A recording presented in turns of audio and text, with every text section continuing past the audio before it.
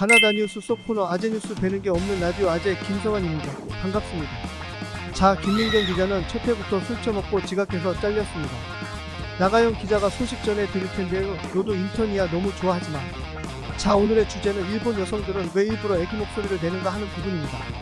나가영 기자와 함께합니다. 나가영 기자. 일본 여성들은 도대체 왜 목소리를 이상하게 내는 거죠? 나방을 처먹었나요? 네, 귀염뽀짝 나가영 기자입니다. 일본 여성들이 목젖에다가 태엽을 감았나 매미처럼 앵앵거리는데요. 자료화면 함께 보시죠. 失礼してだからあなたいくつ26です。26? そうだから6歳みたいなあの喋り方 과연 일본 여성들은 왜 이렇게 앵앵거릴까요? 갖가지 추측이 있지만 가장 팩트에 근접한 것으로 보이는 이야기를 찾아보면 일단 일본어를 하게 되면 톤이 높아지게 된다는 설과 두 번째는 여자력을 높이기 위함이라는 소리가 있습니다. 여자력이란 게 무엇입니까? 네, 여자력이란 일본 신조어인데요. 일본 만화 미이나보에서 유래했습니다. 한국에서도 종종 쓰는데요. 여성스러움의 정도라고 보면 되겠습니다. 일본은 전통적으로 남들한테 튀면 안 되는 문화가 있죠. 목소리도 일종의 획일화된 것으로 보고 있습니다. 실제로 한국에서도 여자가 털털하면 괄시받았었는데요.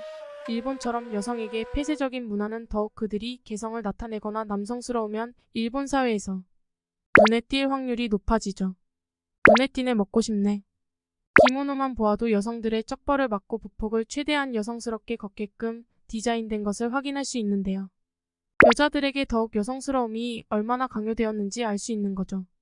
그래서 목소리에 대해서 말씀드리면 인위적인 목소리라는 게 설득력이 더욱 있습니다. 왜냐하면 대부분 앵앵대는 여자들을 보면 스타일 자체가 귀엽기 때문이죠. 걸크러시하게 보이는 여성들은 목소리를 그렇게 안 냅니다. 또한 행동 자체가 털털한 사람들은 귀여운 애교 목소리를 낼 확률이 적습니다. 그렇다라는 것은 일본 여성들이 애기 목소리를 내는 것은 여성성과 귀여움을 돋보이게 하기 위함이죠. 이런 매미 같은. 그렇군요. 그렇다면 일본 여성들이 얼마나 심하게 여성성을 강요받았길래 목젖도 놀라서 도망간 소리를 내는 겁니까?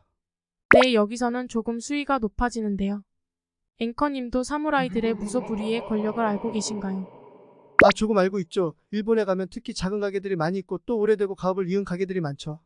그게 사무라이 때문에 그렇다는 이야기를 들은 적이 있습니다. 네, 맞습니다.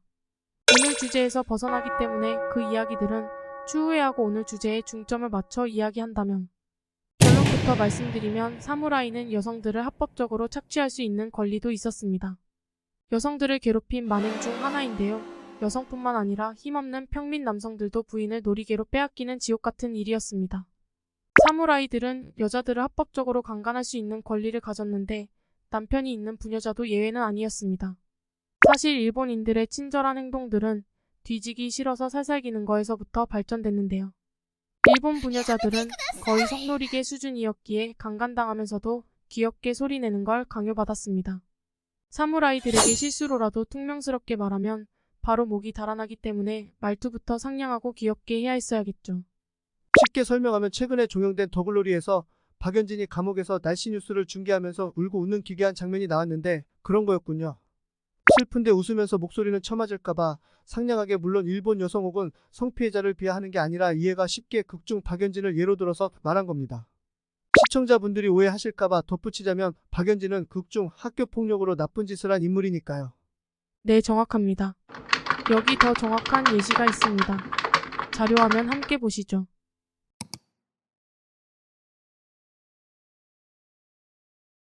강간당하면서도 남자의 성적인 여흥을 위해 귀여운 소리를 낸 거죠.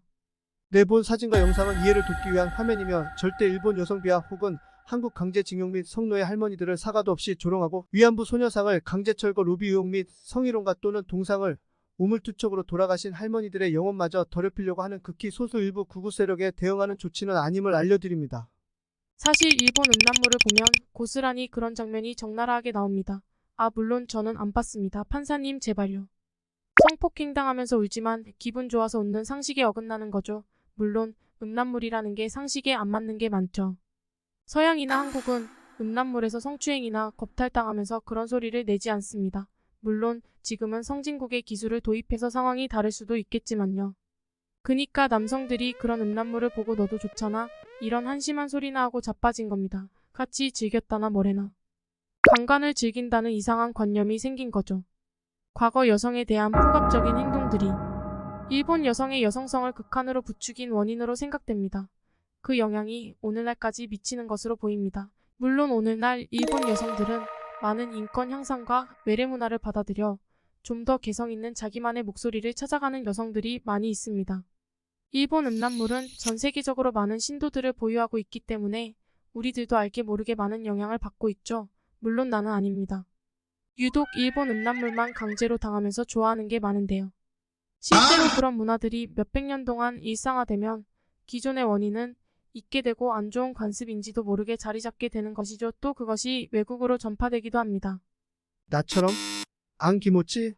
사무라이들이 여성들에게 폭압을 일삼았던 것이 투영된 게 아닌가 생각해 봅니다. 실제로 그들은 사무라이들을 동경하고 일본의 대표적인 상징이기도 하죠.